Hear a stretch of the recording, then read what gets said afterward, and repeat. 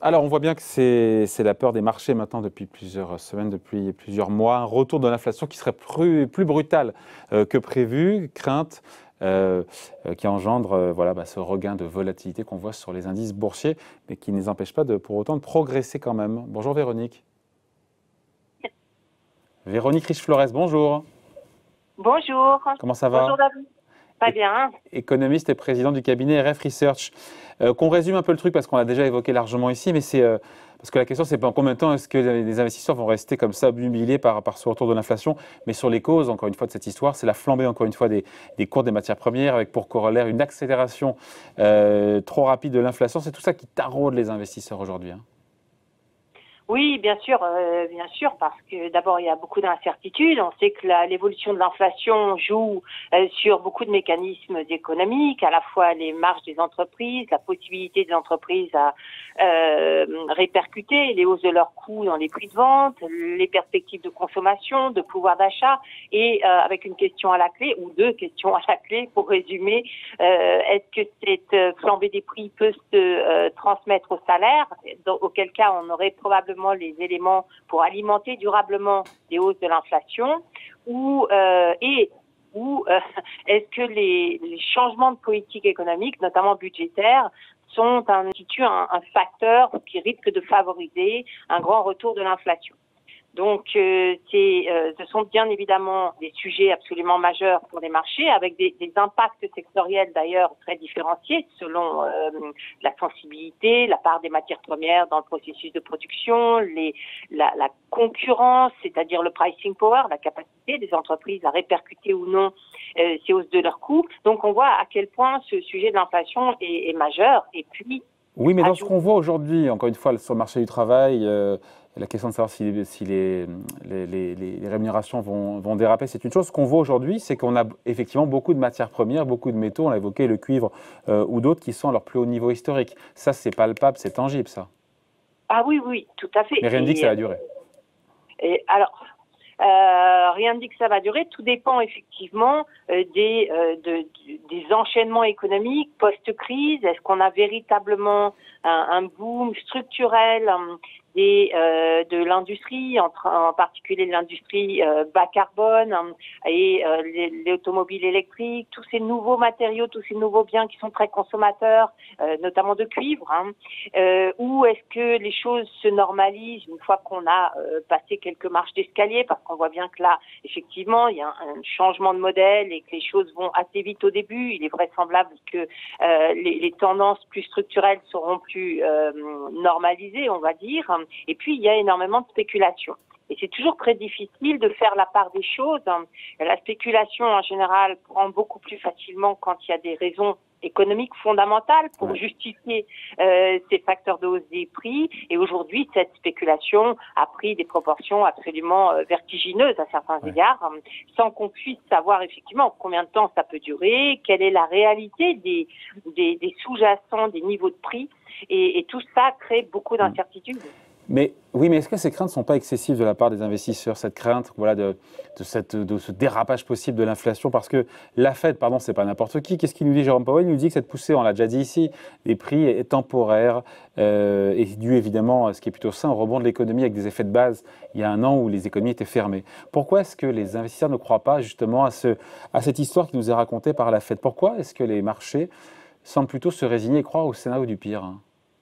Alors parce qu'on a, je crois que ce qui a joué particulièrement sur les marchés, c'est ce changement de politique économique. Pour résumer, on a fait 10 ans de politique monétaire où les banques centrales ont pris à charge véritablement les mesures pour essayer de ramener de l'inflation, de protéger la croissance, etc. Sans succès pour le coup, sur l'inflation. On a vu que ces liquidités sont essentiellement allées sur les marchés financiers, donc ça a fait de l'inflation financière, de l'inflation des prix des actifs, mais pas du tout dans l'économie réelle. Aujourd'hui, la lecture est différente. On voit que les gouvernements sont à la manœuvre, que quand un gouvernement injecte ou prend des décisions pour soutenir l'activité, cet argent va directement à l'économie. Et c'est véritablement, je crois, le facteur qui convainc beaucoup que le fait d'injecter plus directement de l'argent dans l'économie sera in fine inflationniste. les raisons de douter ou les interrogations qu'on se pose, c'est qu'aujourd'hui, on voit bien, on discerne bien certains secteurs dans lesquels on pourrait avoir de la place pour plus d'inflation. Mais nous avons une économie d'abord mondiale, hein, mais encore très marquée par la crise sanitaire, bien évidemment, et dans laquelle se profilent des écarts de situation considérables, qu'on n'a probablement jamais connus dans l'ère moderne, c'est-à-dire vous avez à la fois des perspectives d'emploi et de salaire qui sont très bien orientées pour un certain type de métier, plutôt hautement qualifiés, notamment la digitalisation, tous ces métiers qu'on connaît et qui sont en fort développement aujourd'hui, où on peut très bien imaginer, dans ce cas-là, voir une espèce de spirale inflationniste parce qu'il y a des manques de main-d'œuvre qualifiée et des besoins, etc. Et puis de l'autre côté, l'autre pan de l'économie qui pue du tout et qui est de moins en moins partie prenante de la vie économique et dans laquelle, au contraire, on a des emplois menacés, pas de gains de pouvoir d'achat, pas beaucoup d'offres d'emploi non plus. Et ce sont ces distorsions sectorielles qui sont tout à fait exceptionnelles. Et derrière ces distorsions sectorielles, on a la même chose au niveau de certains pays, c'est-à-dire qu'il y a des écarts potentiels selon la structure économique qui font qu'effectivement, et j'ai l'impression que c'est un peu ce qui peut dominer finalement, c'est qu'on ait des écarts de situation très marqués. Oui, mais au final, parce que la question c'est au final, qu'est-ce que tout ça va engendrer mis bout à bout? Et c'est vrai qu'il y a des cerveaux qui ne sont pas des cerveaux malades. On a Larry Summers, l'ancien secrétaire au Trésor américain. On a Olivier Blanchard, ancien chef économiste du FMI, qui disent tous deux que le plan Biden est quelque part de trop grande ampleur et donc peut réveiller le monstre de l'inflation. Donc en quoi ce scénario d'un retour durable de l'inflation est crédible quand on écoute, en tout cas possiblement quand on écoute ces deux experts? Je dirais que, alors, prenons un peu de distance. Moi, j'aime bien regarder les tendances démographiques. Et du côté démographique, ce qu'on voit, c'est qu'effectivement, le vieillissement accéléré de la population, à partir du moment, par exemple, où il touche les pays d'Asie, hein, et ça va être le cas de manière grandissante au cours des prochaines années, va impacter la ressource productive de biens à l'échelle mondiale. Et ce facteur-là peut très bien recréer les bases d'une inflation dans l'industrie, par exemple, qui avait complètement disparu avec la mondialisation. Parce qu'on aura moins de bras du fait du déclin démographique, c'est ça? Exactement. Et vous voyez que traditionnellement, on parle de vieillissement démographique en disant c'est déflationniste. Et là, eh bien, on voit qu'effectivement, on peut très bien avoir un facteur inflationniste lié à ces tendances démographiques. Et ces tendances démographiques, elles sont en train de changer. Donc, c'est une nouveauté. C'est ce qui, en trame de fond, fait penser qu'on peut avoir plus de chances d'avoir de l'inflation dans les prochaines années. Maintenant, plus de chances, c'est une chose. Véronique, plus de chances d'avoir de l'inflation, c'est une chose. D'avoir une inflation forte, durable, c'en est une autre. C'en est une autre, bien évidemment. Et qu'est-ce qui va être déterminant dans tout cela?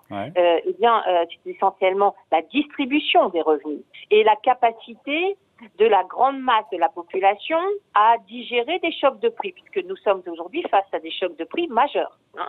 Quand les consommateurs, les uns et les autres, européens, américains, vont reprendre leur véhicule pour aller travailler, ils vont voir la différence. La facture pétrolière a flambé. Hein. C'est 2 points de PIB à peu près ces derniers trimestres, enfin depuis un an.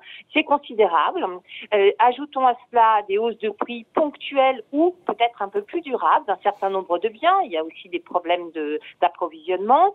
Et c'est en cela que les chiffres de consommation, par exemple, du consommateur américain, en l'occurrence, vont être absolument importants, décisifs dans le... C'est quoi l'indice de prix, je vous coupe, pardon Véronique, on a eu la semaine dernière aux États-Unis, ce 4,2% au mois d'avril. On a parlé de dérapage, de possible dérapage des prix aux États-Unis avec ce chiffre de 4,2% sur un an. Oui, je pense qu'il faut, il y a probablement une erreur d'interprétation. Il faut arriver à décortiquer ces chiffres. D'abord, il y avait les effets de base. Et puis, quand on regarde ce qui a fait monter véritablement l'inflation pour un tiers de la hausse, ce sont les prix des automobiles d'occasion. Vous voyez que c'est même pas une répercussion de hausse de coût puisque la voiture a déjà été produite il y a quelques temps. Donc c'est vraiment une histoire d'offre et de demande et ça nous révèle probablement que l'Américain moyen, lui, quand il doit reprendre un véhicule pour aller travailler, il peut pas s'acheter une Tesla. Et il va s'acheter un véhicule d'occasion qui probablement révèle aussi une certaine sensibilité des consommateurs en termes de pouvoir d'achat à l'évolution des prix. Ça veut dire quoi? Si on lit directement, n'allons pas trop vite, mais quand même, ça suggère que aujourd'hui, des hausses de prix probablement ne passeront pas du côté des consommateurs. Donc, il y aura un choc de demande. En tout cas, c'est ce qu'on peut envisagé ou imaginé. Et à partir de là, effectivement, eh bien, vous n'aurez pas les perspectives de croissance qui sont attendues et normalement, on devrait avoir un ajustement sur les prix des matières premières qui sont surévalués. Donc pour vous, tout ça n'est pas durable. Vous êtes plutôt du côté de la Fed, si je comprends bien. Je suis plutôt du côté de la Fed, d'autant que les effets de base vont s'inverser. Donc de toute façon, on va avoir un effondrement des taux d'inflation dans les prochains mois. Mais ce qui est important, c'est la suite. Et en cela, on peut parler des politiques budgétaires. Mais est-ce qu'il n'est pas trop tôt, Véronique, est-ce qu'il n'est pas trop tôt pour savoir si cette inflation sera durable? Est-ce qu'il ne faut pas attendre encore plusieurs mois avant vraiment d'avoir une opinion là-dessus? Oui, je pense qu'il est trop tôt. D'abord parce que la sortie de crise sanitaire crée beaucoup de mouvements de prix qui sont ponctuels. Rappelons-nous que pendant la période de crise sanitaire, les enquêtes pour déterminer l'inflation étaient limitées puisque, bien sûr, beaucoup d'entreprises étaient fermées, notamment dans les services. Donc, on a estimé l'inflation à partir de sondages qui étaient tronqués. Il y a eu jusqu'à 34% d'indice des prix américains qui n'a pas été sondé. Donc, on navigue quand même dans le flou. C'est pour ça qu'il faut être extrêmement prudent, et prendre probablement du temps avant de se positionner et de se dire, voilà, en ligne directe, on a de l'inflation au bout du tunnel. Et donc, quand est-ce qu'on y verra plus clair? Parce que la question sous-jacente, c'est de savoir combien de temps cette question du retour de l'inflation va omnibuler et obséder, c'est la question qu'on se pose aujourd'hui, va obséder les investisseurs sur les marchés. Oui, et l'autre question qui va de pair, c'est est-ce que ces questions sur l'inflation vont faire monter les taux d'intérêt? Mais j'y viens, évidemment, mais le point de départ, il est là. Peut-être de créer, de déstabiliser considérablement les marchés financiers et on pourrait reparler de déflation à nouveau. C'est ça, toute l'ambiguïté aussi, c'est qu'on est assis sur ce que je considère une bulle multiforme et qui, le jour où elle vient à éclater, effectivement, celle-là, elle nous amènera de la déflation à coup sûr.